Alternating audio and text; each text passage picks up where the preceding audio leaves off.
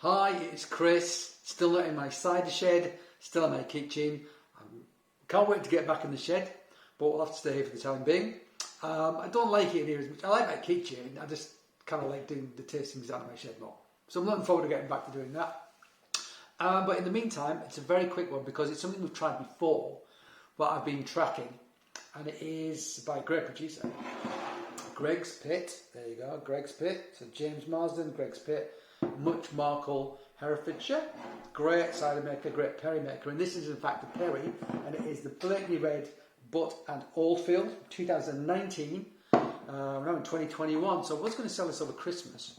Got a sort of November time, opened it, hadn't conditioned. The merest hint of a sparkle. Video number, film number, can't remember which film, put it up, film, remember this one. Haven't got my sling on, it's just over here. I've just taken it off for a bit, just get sick of wearing it. So I'm going to try and not move the camera around too much because it's pretty sore. Had the stitches out today, but it's still pretty sore. So if I wince in pain, that's what it is. I apologise in advance. I've got to get this cork out as well. Anyway, so yeah, Blakeney Red, but an Oldfield, so Blakeney Red, but not all varietals we've had at some point on the show, which it isn't, but you know what I mean. Yeah, 6%, 75 centilitres.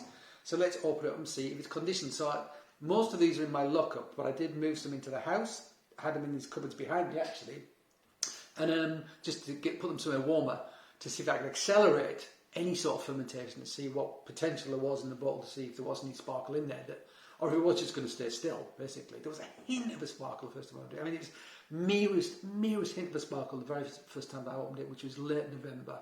So now we're like, what, 2.5 months on from then. So let's open it and try it. Okay. So if this explodes, I mean, in a way that's a good thing. Doesn't mean it's conditioned, but I very much doubt it will. But I have had some of these Gregg's Pit perries blow up on me before, so it wouldn't be the first time. So let's get this off. But I really don't think it will. I really don't think it will. You know, there was a little bit of a sparkle in, and James said it went into the bottle still, which means there are viable yeast in here. There are viable yeast, so there's just not a great deal of it, and it's going to take a longer to reach conditioning. So I'm just going to do it here on the table. In fact, okay. Okay. Maybe there was a hint of something there. I'm just going to hold the bottle up. Not a lot happening, but it did look like there's a little. Sounded like there's a little bit of gas in there. All right, let's see. Alright, let's see if anything happens. I would say there's a little bit of sparkle in there. You can just see it. Very fine bubbles. Very fine bubbles. I'm just going to remind myself of this because it's been a while. It might have evolved a bit as well. So like, man, great nose. Great nose. Merest hint of funk. Loads of rich pear. Loads of rich pear character in that. Made my mouth water. Actually, there's a merest hint of funk in the background. There's a sort of a round, almost like a softness to it, a creaminess to it. It's very nice. Yeah, it's got such a rich nose, this. It smells great. It smells like it's going to be like a dessert wine, actually, is what it smells like.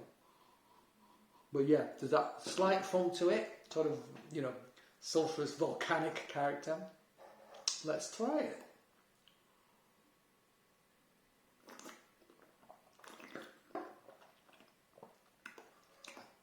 Okay. So I think one could honestly call that pétillant now. Got a mere sparkle to it. Does help it a lot though, because it is quite a rich perry, and it needs that sparkle just to take the edge off it. Just so there's less contact on your tongue of that rich perry. There's bubbles there, just to add a bit of spritz to it, liven it up a bit, and it works great. This is actually quite drinkable now. Actually, it's pretty damn good actually.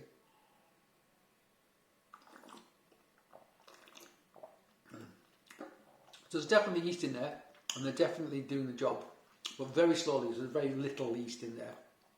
I can't remember, but James did say he'd maybe filtered it for clarity unnecessarily and taken some of the viable yeast out, and with hindsight, he wished he hadn't done that, but he did. But yeah, he's completely held his hand up and went, yeah, it's not as sparkling as it should be. Really sorry. But to be honest with you, it means I've got quite a lot of this stuff going forward into the spring and summer. I can sell it. I mean, even this now, I think now is actually quite delicious. It's so delicate. It is rich.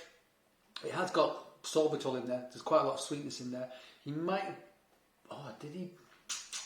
No, he does actually bottle it pet nat.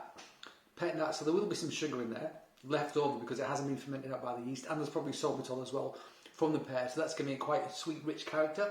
But if you like rich, sweet pear, then this is amazing. You could have this with something, actually it'd be amazing with some blue cheese. This would be amazing with some blue cheese, Colston Bassett or something like that.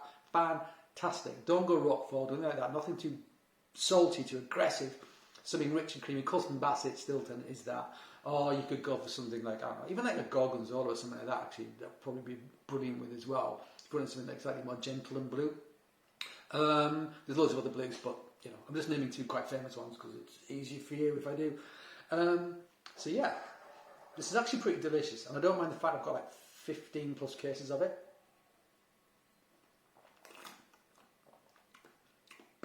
Because I think just that hint of pétillant just lifts it a bit.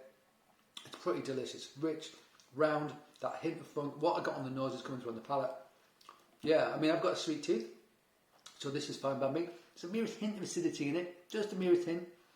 Little tannin. I almost get like a pear skin element to it as well, which I do like. There's something like pear skin's delicious, isn't it? So cool. That was quick. Well, nearly 7 minutes, not that quick. But anyway, so I'll be back again probably, I mean tomorrow probably. I've got a couple of things to try, some interesting things as well, because I'm not going to say anything about until the next film. Alright guys, as always, thank you for joining me. Cheers.